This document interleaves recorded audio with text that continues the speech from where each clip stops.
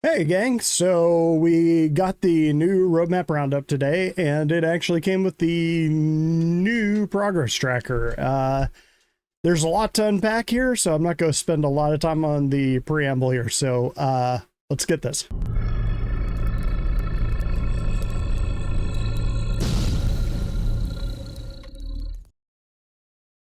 All right, so we're back, and now that we actually have a progress tracker again, and I'll get into that when I get to that section. I used to start these off with a caveat. I'll go ahead and start doing that again. Basically, the sprints that you see on the progress trackers are just estimations. They're kind of guesses. What you're hearing me say is a guess, just based on the information I have. So take everything I say with a grain of salt. Take every content creator's opinions with a grain of salt. But anyway, that's kind of the short version. I think most people on my channel are old enough to understand that if I'm saying something, it's mostly just conjecture or guesses or hopium.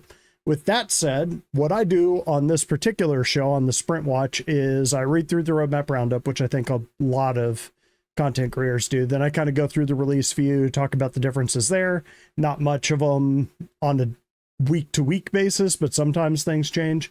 And then the real meat of the show is I go through the progress tracker, talk about each of the things I'm seeing, and try to give a little bit of context for the ones that I find interesting. On this one, since I haven't had a progress tracker, I think since like November of last year or thereabouts, I could be off on that. I'll try to talk about everything even a little bit, so this one's going to be a little bit longer than normal. So bear with. Usually a lot of the fun stuff is buried at the end with the unannounced vehicles. So stick around for that. Anyway, let's get into it. So the roadmap roundup. Notable changes for August 21st, 2024 progress tracker. We're excited to share the updated production schedule on the progress tracker through the end of 2024. We made some changes to how the roadmap operates, reflecting the more agile approach we're taking as we near major milestones. This has led to a significant shift in how deliverables are tracked, while still offering transparency into our team's focus. We've tweaked the system to give you better insights into what our teams are working on throughout 2024, with 2025 to come. And I'll have some things to say about that. I guess I could quit saying that, and just when I get to that section, I'll say it. So, note to self. Since Squadron 42 reached feature complete status last year, we've reorganized our teams, and boy did they, into cross-discipline groups to prepare for upcoming milestones, including 4.0, 1.0, and Squadron 42's launch. So, just because CIG's numbering system has been really weird, 4.0 is kind of the last stage they have before beta. So 1.0 will be effectively what's beta. Might even be alpha, depending on how you define that. People define it differently. I typically say beta is when you're feature complete and you're polishing. Other people say it's something else. Really, it's however CIG decides to define it. But they've kind of let us know that once they get server meshing on track and can actually do the links between systems through the jump points and have you move between servers and all kinds of stuff like that, that's 4.0, and the next step, next big patch after that will be 1.0. So they'll basically say, we've kind of finished off our big columns that are holding up this project. We still have to add in game loops and things like that. So in that sense, it's definitely not feature complete. So an alpha beta project and a beta alpha, let's go with Balpha. It'll be a Balpha project. And Squadron 42's launch, which I know I said year of end for a while, but if they're just now talking about Squadron 42's launch on the cusp of September, maybe next summer from the sounds of it, but they'll definitely have a release date at SitCon. I wouldn't say book it, but I would say if they don't, something has gone badly off the rails with Squadron 42, and I don't think that's the case. These teams now collaborate across various disciplines to deliver features and content, rather than being tied to specific resources focused on a single deliverable, which is kind of a good way to do it. As a result, deliverables are now tracked by the owner of each feature, which is how they'll be displayed on the progress tracker moving forward. Downstream teams like audio, VFX, and others won't be individually represented, as their work is integrated into the main objectives. So a quick point on that. A lot of the ways that I could tell when an unannounced ship or even an announced ship was getting close to release was you'd start seeing audio, VFX, and UI teams coming on board, because that is kind of the last step in a ship's sort of production life cycle. And until you saw that, the ship wasn't done. And so merging all of these downstream teams into the parent teams means that I'd no longer have that reference. So largely it's going to be even more guesswork and less context from my perspective over what's happening. This streamlined approach also makes it easier to find relevant teams, with these new groups now featured at the top of the list. And so we'll get into that. We'll get into that when we do the progress tracker, because it has changed up a bit. These new groups encompass all disciplines previously displayed on the progress tracker, and we've adjusted how production schedules are tracked to accommodate the need for flexibility. Instead of pinpointing individual developers, we're using placeholder headcounts and disciplines for each deliverable. With this update, we're adding the core gameplay pillar, the character, art, and tech teams, both vehicle content teams, the location pillars to progress to progress tracker. Additional teams and deliverables will be added over time. Plus, as we continue refining the production schedule for 2025, we'll populate additional teams, groups, and content. And, of course, make sure to tune in for CitizenCon, less than 2 months away. Ellipsis. So they're evidently going to give us more information, I'm guessing, on what 1.0 will do, since, or what it'll mean to shift to 1.0 from 4.0, since we've been talking about 4.0 for 3 years now, 4 years, whenever the Road to Pyro started. Release view. With this publish, we are adjusting the release window for Alpha 4.0 to Q4 2024, which, when I first saw that the release for Alpha 4.0 was in Q3, I think I even said during a Sprintwatch, well, that's either a typo or they don't really mean it, because it's pretty clear that 4.0, they were aiming for CitizenCon, which is in Q4, not Q3. So that was always a mistake. Not surprised. I know some content creators are losing their mind and saying people lied about it. Let me go on a little side rant here. So I'll put a little note on the bottom, and I'll put a little bar here so that you can skip it if you want to. A few years back, when my niece, who is now almost 18, when she was like 3 or 4, I was out visiting my family out in Denver, and we were going to go to the park. And my mom said to her, it was her granddaughter, said, hey, if we've got time, my niece really wanted to go and get ice cream.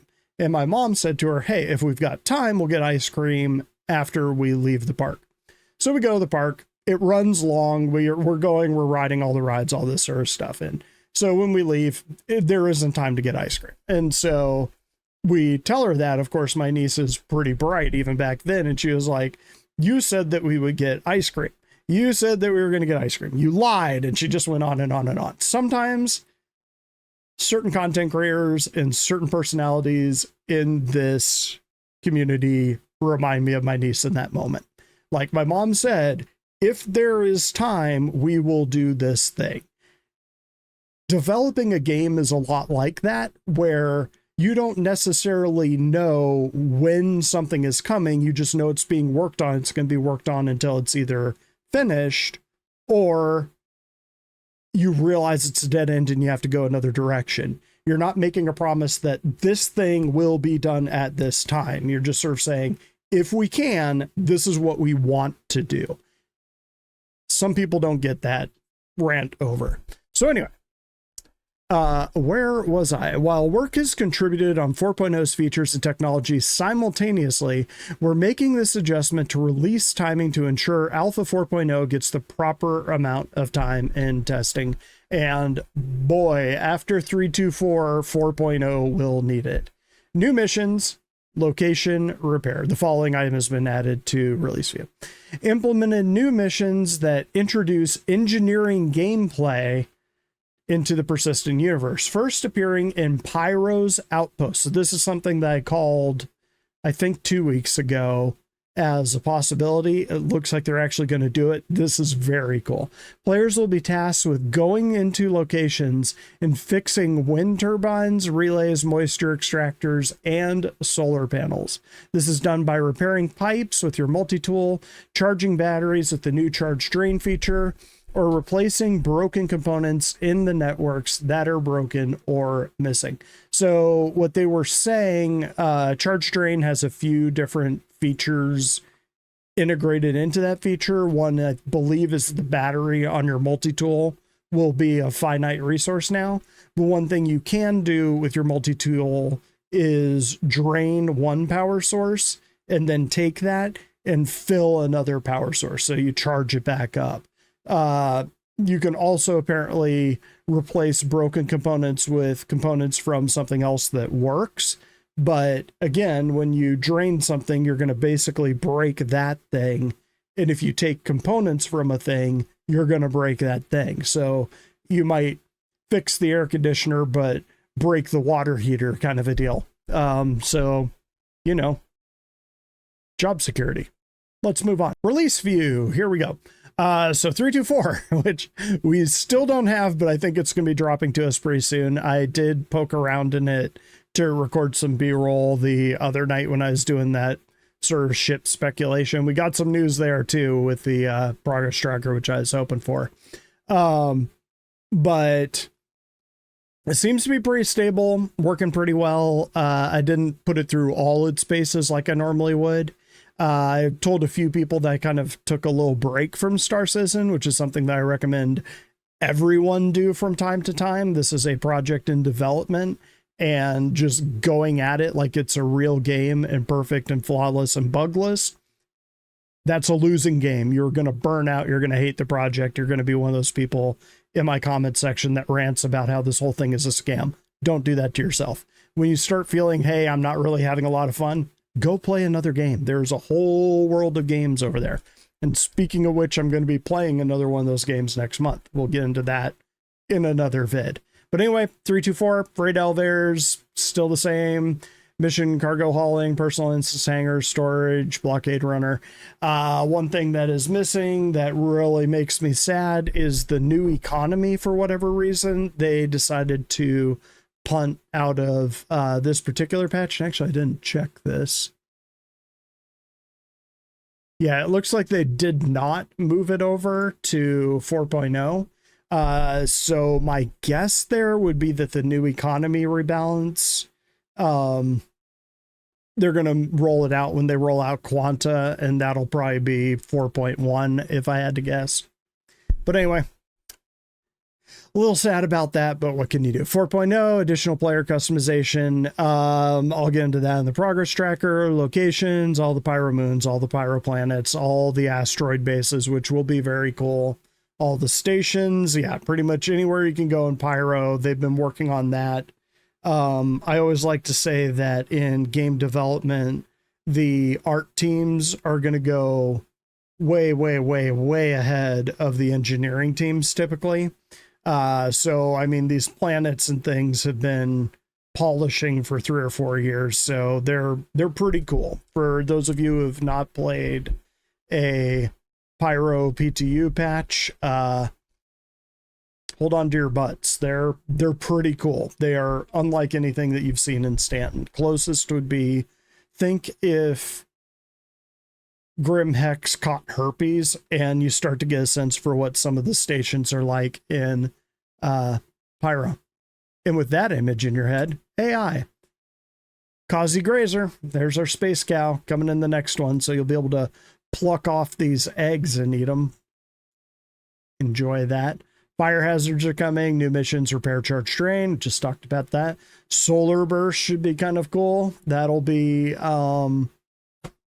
interesting. One of the things I'm hoping this comes with, along with the new radar and scanning, would make sense, because you should be able to occlude yourself behind objects larger than your ship and save yourself from the solar burst. And it would make sense that if you're implementing that from the solar burst, which is basically, I assume, just ray tracing from the center point in the map, the star, should be able to do the same thing with scanning. Might not be related though, so don't quote me on that. Life support, again, real key for the engineering game loop. Ships and vehicles, they've still got the Zeus in 4.0, which I thought there was at least a chance with 3.2.4, just because the lead time for 3.2.4 has been so long, and we're starting to push September, and we're already seeing the Zeus fly around in their little trailers and mock-up vids. I was thinking they might at least be dropping the ES on us, which is the Explorer version. Doesn't look like that's the case, but we'll be getting our new MFD rework and new displays, at least for a few manufacturers would be my guess. Those are custom to the manufacturer and much cleaner, much slicker. Looking forward to that.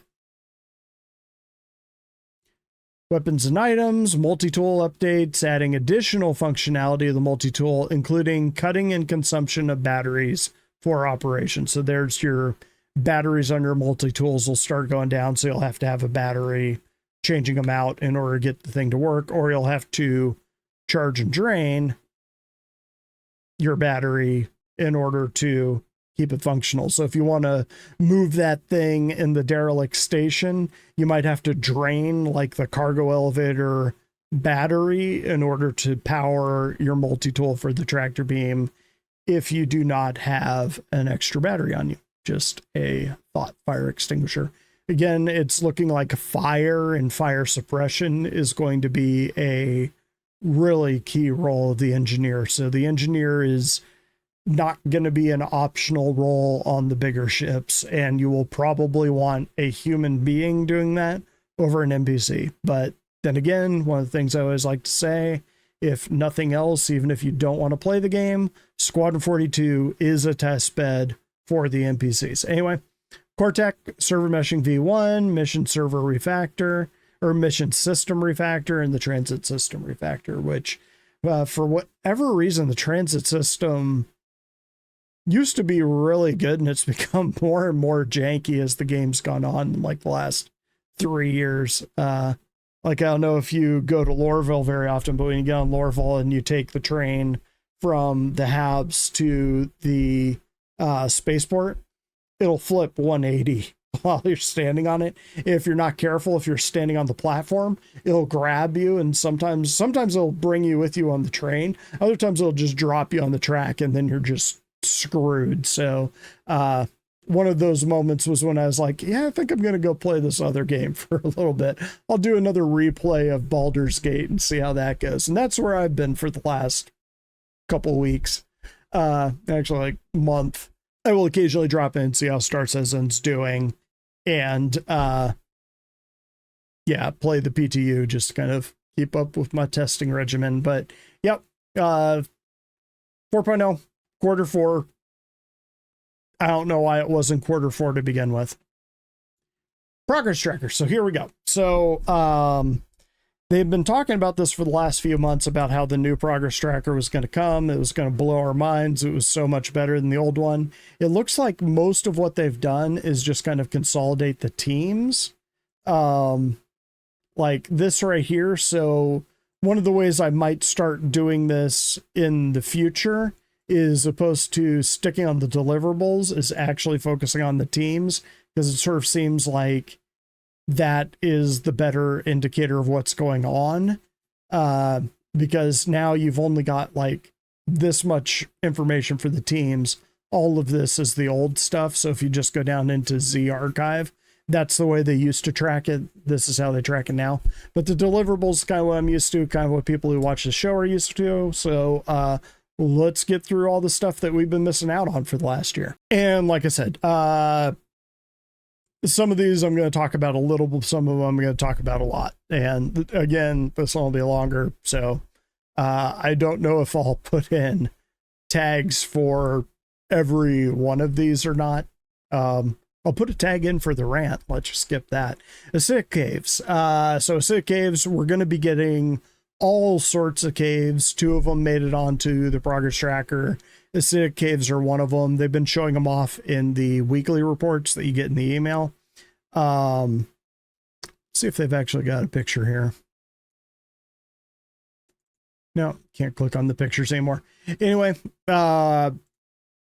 looks like they're mostly done. Week 12, one of the things I used to tell people is that if it's nearing the edge of the quarter line, it's probably going to be the next quarter, back when we used to get quarterly patches. So in this case, I would say Acidic Caves are probably a 4.0 release. Additional player customization, so even though it just goes to the middle of quarter 4, they're going to be doing additional player customizations for now until the end of time. If I had to guess, I would think that player customization is going to be another direction they'll go for monetization, which is how a lot of games do it, is you can get like a special animation pack for your character, like you'll walk a certain way or you'll be able to do a special dance move or emote, and if you buy that pack, that's the only way you can get it.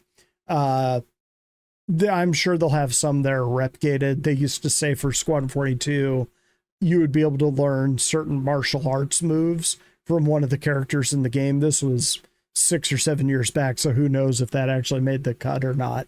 But additional player customization, different colors of hair, different hairstyles, different body types eventually.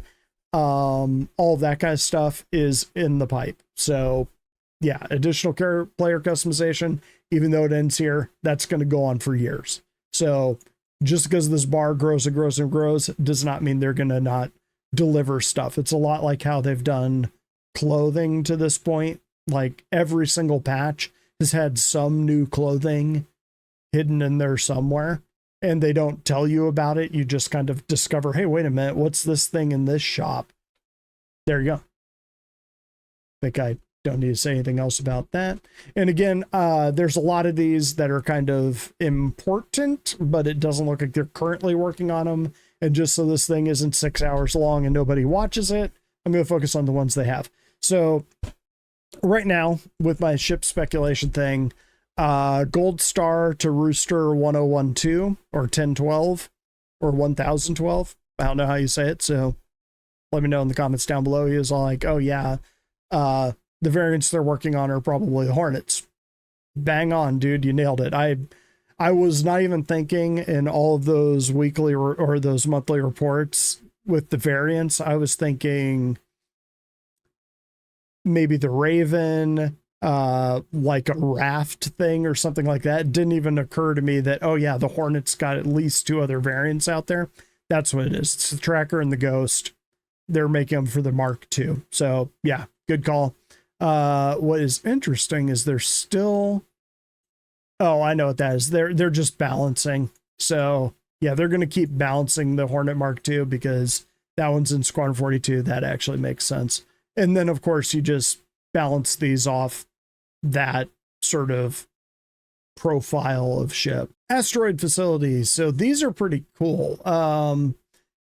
I am hoping eventually we will be able to make asteroid bases of our own, but it sounds like they're largely going to use them as space bunkers, kind of. So the bunker missions we have now you'll be able to do them in asteroid facilities, and you'll be able to turn gravity on and off, or they might be off naturally.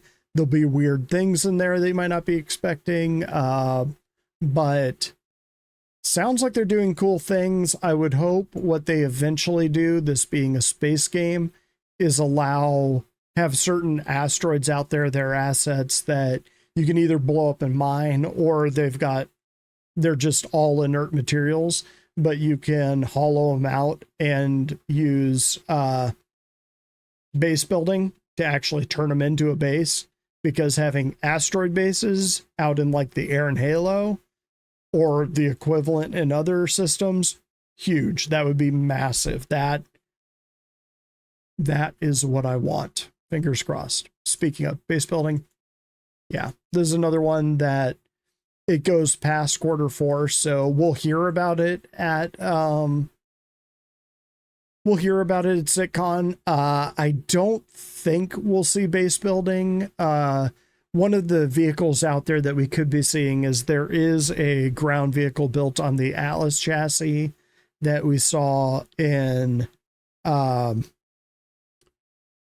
think it was in the base building demo that was put on at last year's SitCon. They actually showed the different vehicles, and one of them was the Atlas chassis that could build, I assume, small outposts.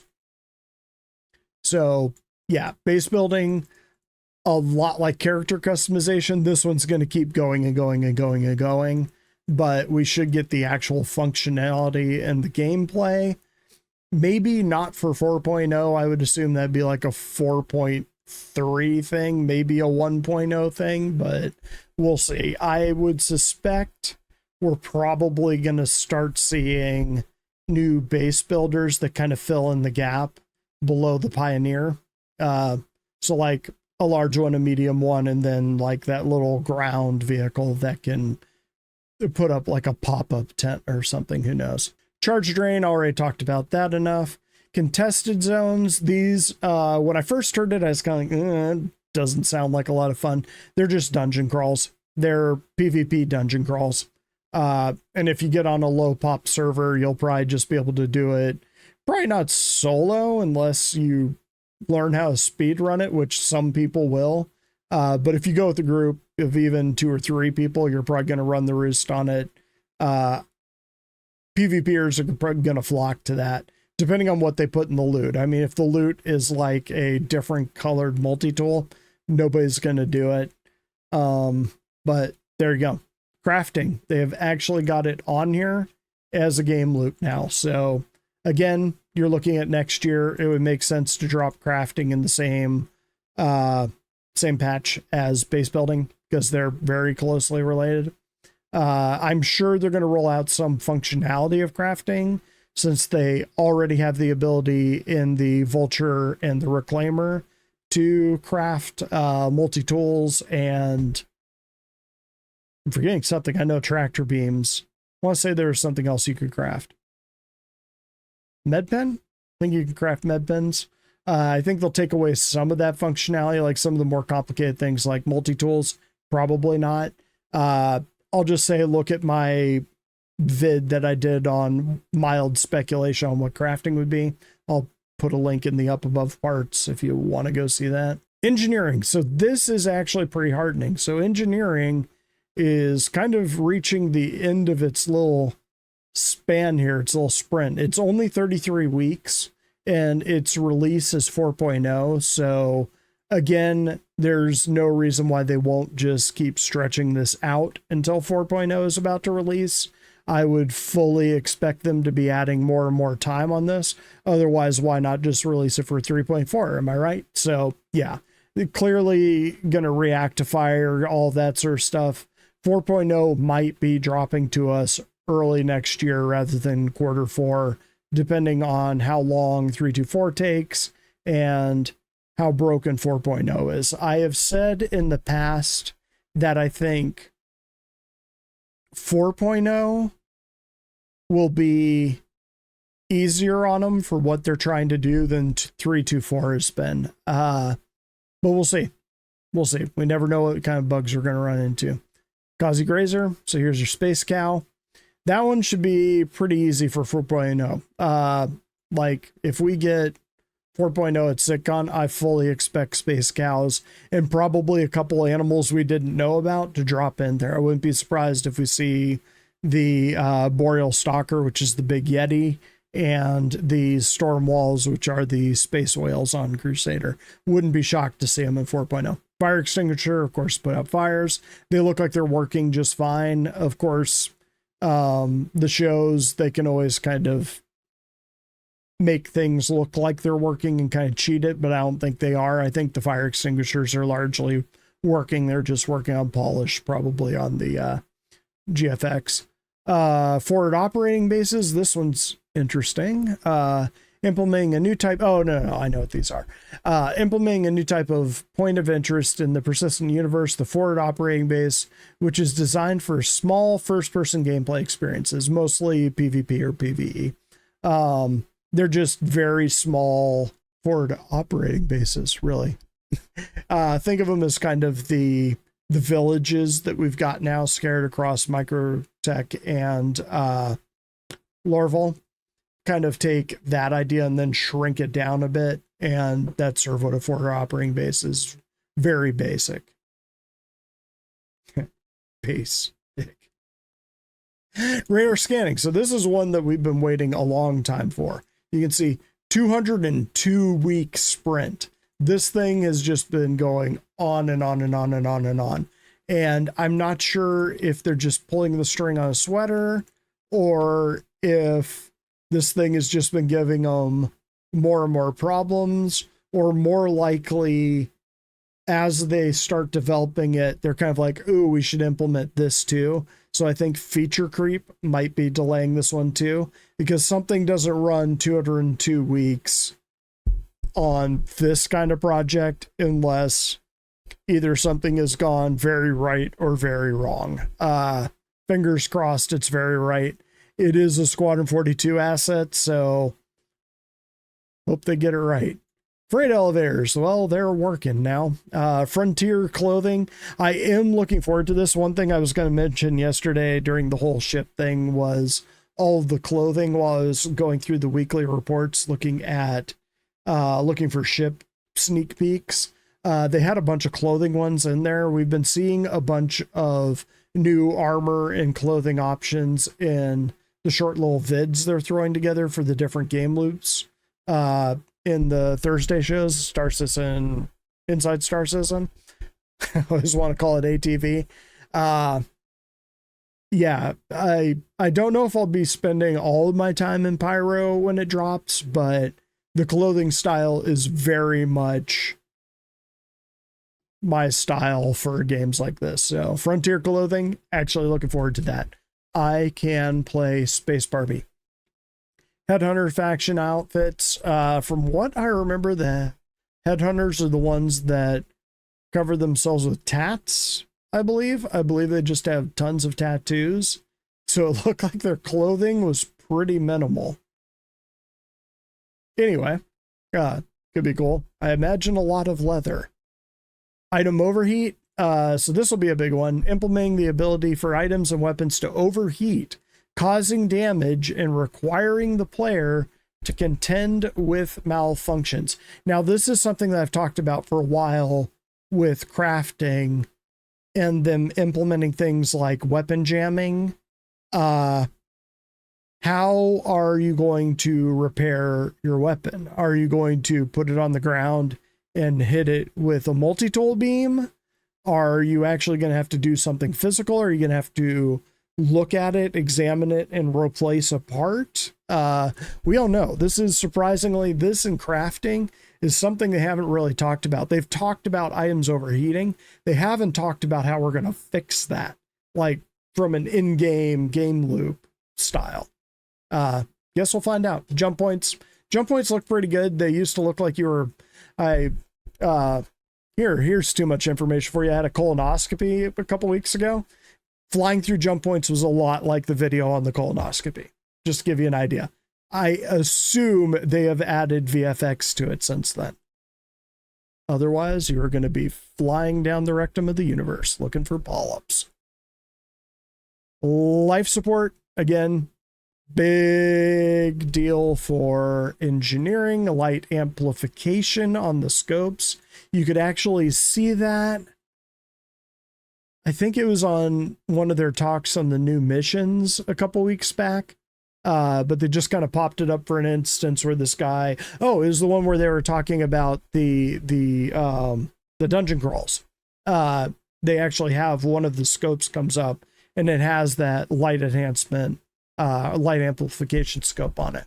Looks pretty good. But it looks like they finished it. So I wouldn't be shocked if this is one of those unannounced things that sneaks into 324. So look for those. MFD rework, already talked about that, should be pretty cool. Each manufacturer will have their own style. So if you get in a Drake ship, you'll be able to look at the MFD and be like, I am in a Drake ship.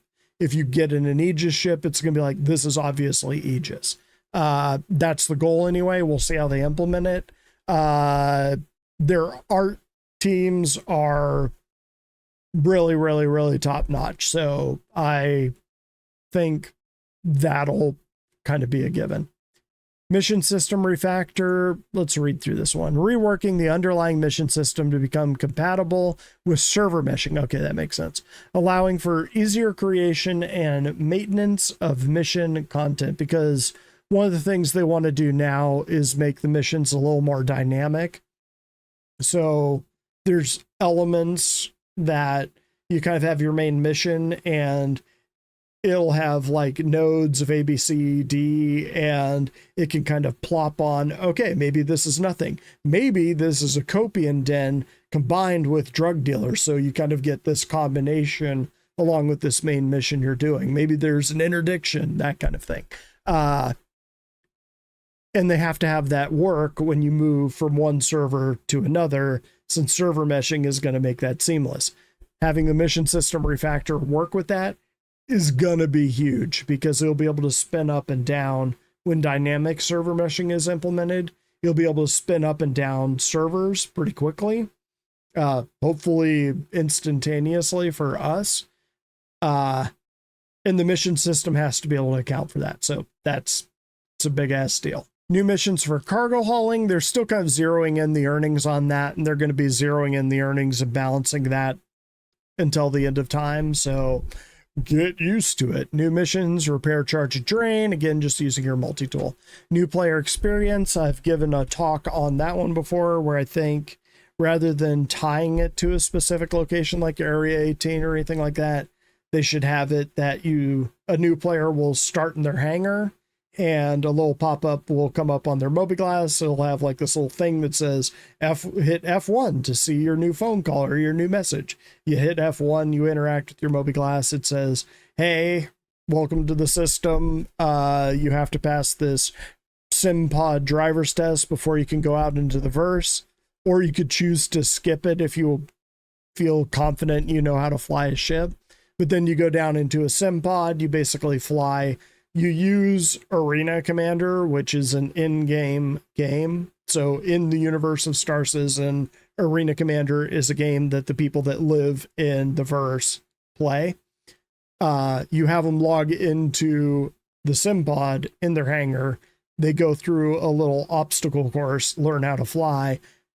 And then that hangar can be wherever they want to start. And that could be anywhere. So if somebody chooses to spawn at Grim Hex or Crusader, it doesn't matter. That hangar is the thing. That's the new player experience. That would be the way that I would do it. The way they're doing it is kind of obtuse, if we're being honest. It's cool. It's very handcrafted. It's very time consuming for the devs. I mean, are you going to do that for every major location that you roll out across 100 systems? Because that is a lot of wasted dev time. Don't do that. Outpost Homestead, Independent Outlaw. That's going to be very cool. Again, we'll get that when we get Pyro. Will we get Pyro this year? I don't know. They're gonna push out Pyro this year. At the very least, push it out to the PTU. Hopefully it's in a working state. It seems like Pyro is in a good state. The thing that isn't in a great state is server meshing and making sure it's flowing correctly. We'll see. Pyro space stations, Pyro planet system. You can see they're still working on these things. Quantum travel experience. The new quantum travel looks really, really cool. It basically creates this, or last time we saw it, creates this wave that kind of rolls across your ship, and then projects like a singularity in front of your ship. and that drags your ship into quantum looks really neat, which me explaining it to you as opposed to putting up a video here is one of the reasons why you come to this channel, because that's how much I care about everything. That's because I'm a professional. Fire system planets, they're all looking pretty good. Missions is probably the thing that's doing it. But again, I said this in the past, but there's no reason for them not to just keep polishing and polishing and polishing until the patch is ready to drop. Rock caves. So again, another kind of cave. I think rock caves are actually the update of the current caves that we have. So right now we've kind of got the original rock caves, sand caves, which are new. We're going to have the acid caves. So they're going to redo the rock caves. Let's see if they got a picture here for us. They do, but you can't click on the pictures anymore. That's sad.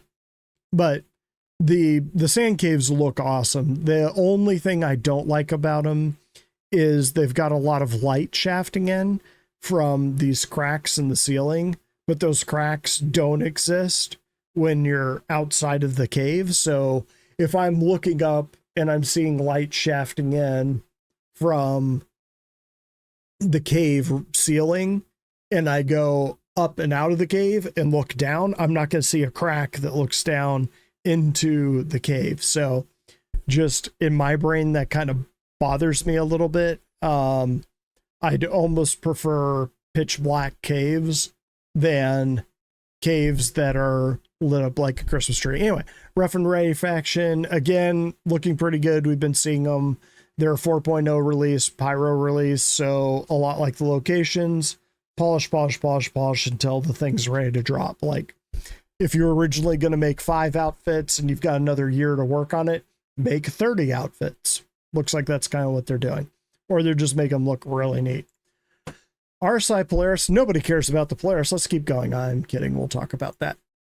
Looks like it's on target. 83 weeks for a ship this size is an incredibly fast turnaround time. That is like a 1.25 year dev time.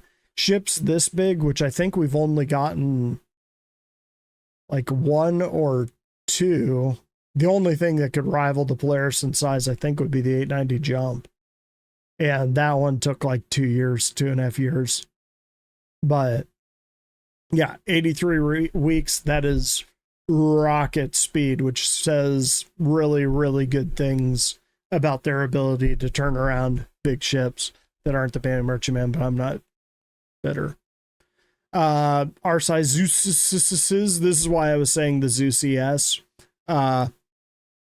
I wouldn't be shocked if they dropped in 324. It's just kind of a gimme. Hey, sorry, this thing production ran so long. Merry Christmas. Or I guess Merry Labor Day. That one looks good. The CL looks good. This is one of the reasons why I said you might see it in 324. I had a sense that this is about how far along they were. Real quick, this is where I'm going to kind of talk about context missing. Right now we have NAVC, which is the North American Vehicle Content Team. Previously, that would mean, okay, they finished building the geometry of the ship. Now, audio has to work on it. GFX has to work on it. The UI team has to work on it.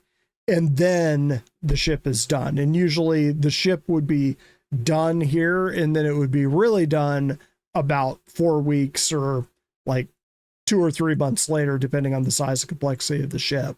We don't have that context anymore. Now it's wrapped up over here. So if we come over here to teams, you can see here's the Zeus. It has one developer working on it, and they're just working through there.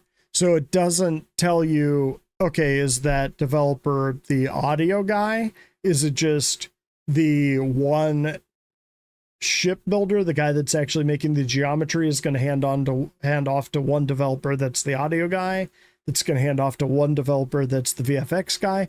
We don't know. Like it just, I like the idea, but one of the things I've said, let me scroll back down here. Well, actually, I'll just talk while I'm scrolling.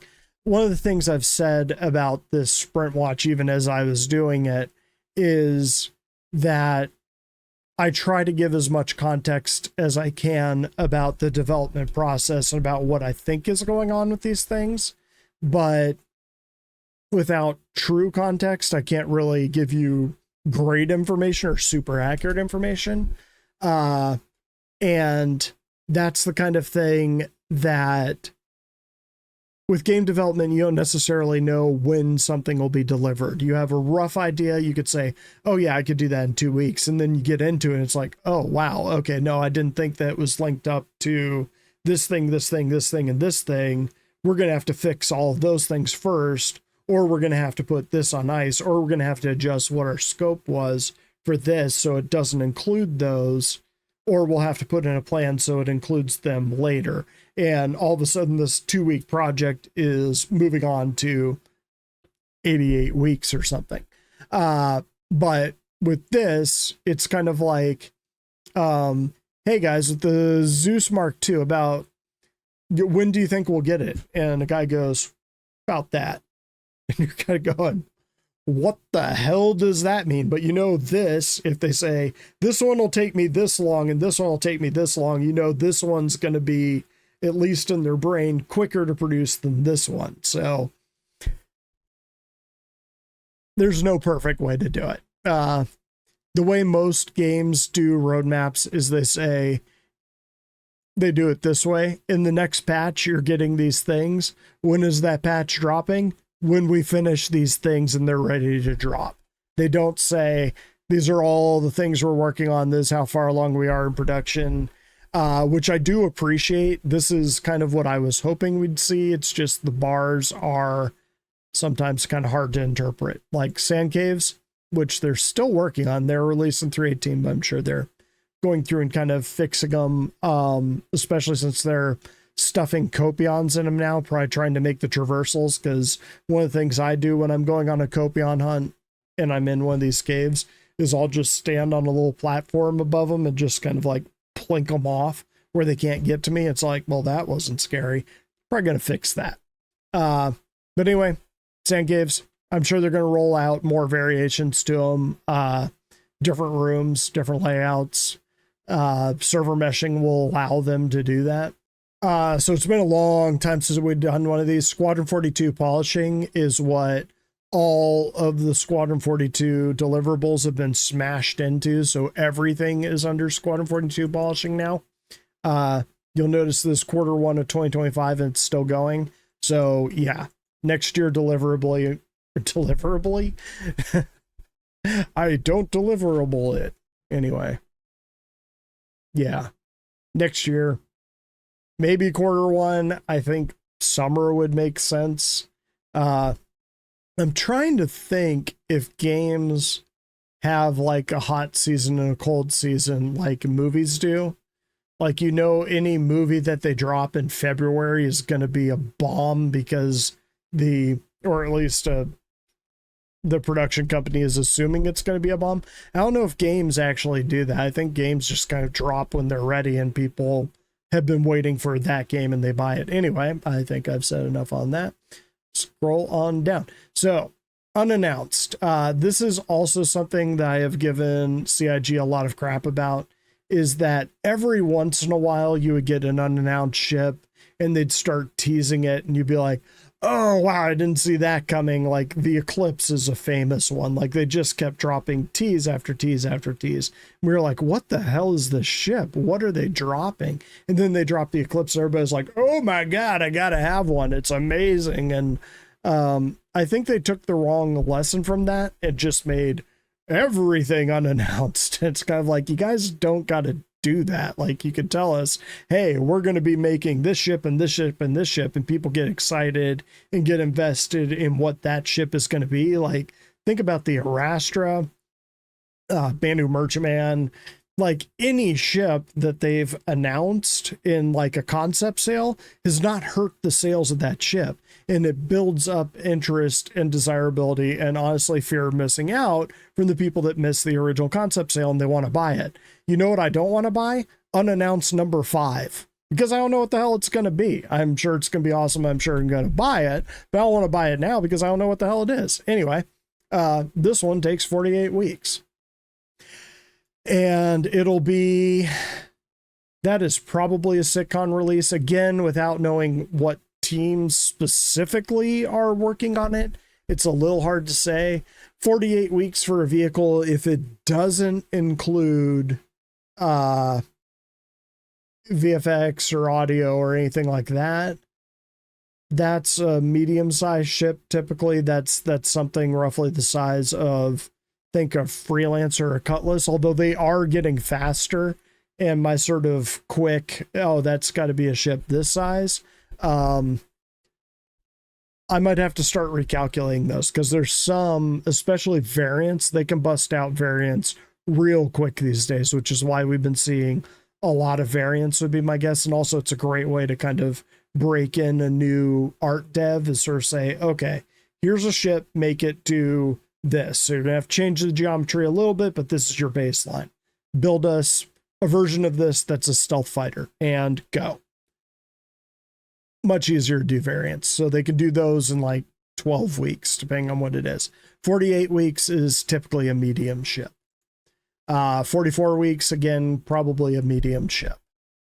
Another thing is that alien ships take a bit longer. 27 weeks, this is something small, probably a ground vehicle, or a very small starter, or a bigger variant.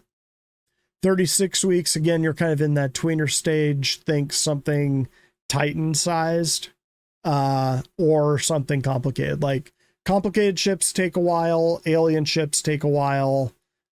Just kind of vanilla cargo movers tend to go a little bit faster. So something like 27 weeks. This could be the same ship, and this one has, this is the one that they're using to build this one. I don't think that's what it is, but just to kind of give you an idea that this isn't as cut and dry as it used to be. 48 weeks, again, you're looking at probably a medium ship.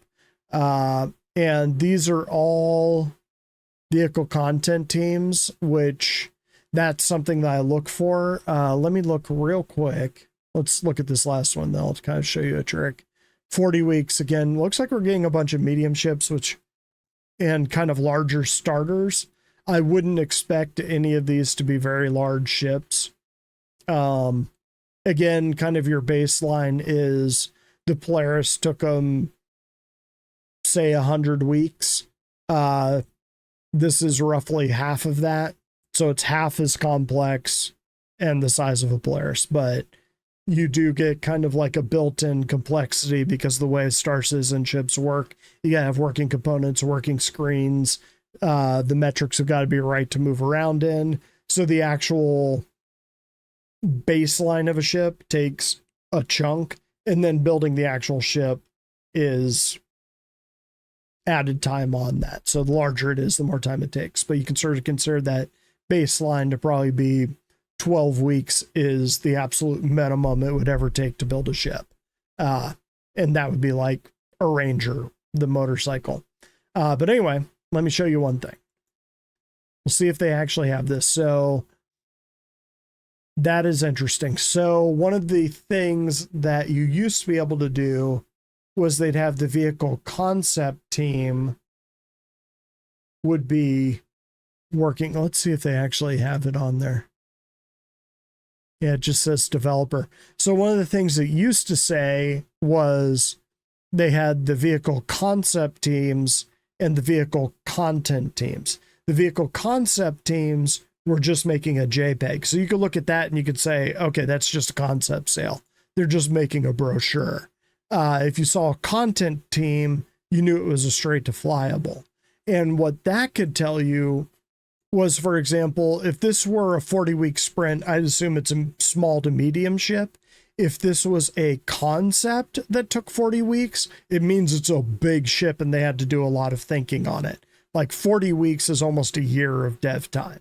So, yeah, it makes a big difference which team is actually doing the work, and we no longer have that context. So 40 weeks, if it includes, this is going to kind of be a test run to sort of see what these unannounced ships turn into, because then I'll be able to kind of reassess the metrics in my head of how long it takes. Because if 5 weeks are spent on doing the concept art, then this is actually a 34-week or 35-week ship, and that means it's much smaller than I was initially thinking. So we're going to go on a journey together. Anyway, moving on down. Center that off. You can sort of see that a lot of these look like they're landing around SitCon. This is going to be a really, really big SitCon, if I'm guessing, but I'm not sure if it is, at a guess, 5 concept ships big. That would be highly unusual, although it could be 2 are SitCon or 3 are SitCon and 2 or 3 are IAE. That would make sense, because SitCon is around here, IAE is around here. So these 2 are probably IAE ships, and again, looking at medium ships. So IAE tends to have the smaller ships, as does Invictus. SitCon tends to have one of the big ones, or other way around. Invictus always has small medium ships, except for this last time when they dropped the Caterpillar on us. Anyway, yeah, it'll be interesting. Without the context, I can't say for sure what these are. I would not be shocked if one of these was the Atlas chassis base builder. If I had to guess, I'd say probably one of the 40-week ones, just because they're building that loop out for the first time. So, just a guess there. Vehicle radar scanning, again, with the new radar scanning that they're implementing up above the earlier one. Again, this is going to be... I would assume this would drop a 4.0 because the whole occlusion from the star blowing up. Was that sunburst? What are they calling it? That's going to bother me. Solar burst. Makes sense. Wasn't too far off with sunburst. Anyway, yeah, with the whole occlusion, if you're including occlusion technology, it would seem that you could do that kind of same ray tracing for the radar, and you could implement the technology, but I am not a dev. The Volt guns, even though it doesn't look like they're working on them, would not be shocked to see those in-game pretty soon, because they've been working on for a long, long time, and 2 of them are Squadron 42 assets. We've seen them in shows as far back as SitCon. Would not be surprised to see them. Weapon misfire and wear, this kind of what I'm talking about, that works going clear into next year against Squadron 42 assets, so get rolling, guys. But one of the issues with that is they haven't talked about how we're going to fix our weapons. So until they do that, who knows? And gang, that's the bottom of it. One of the things I always like to talk about here at the end was zero-G push-pull and zero-G movement, and we've got that now, and it's glorious. I no longer face plant every time I go into the back of my ship in zero-G, which is amazing. Which, yeah. Or I don't just start spinning in circles. But anyway, gang, that's all I got for this time. That was a long one, so if you stuck around for the entire hour, thank you for that. Let me know what you think down below, and catch you next time.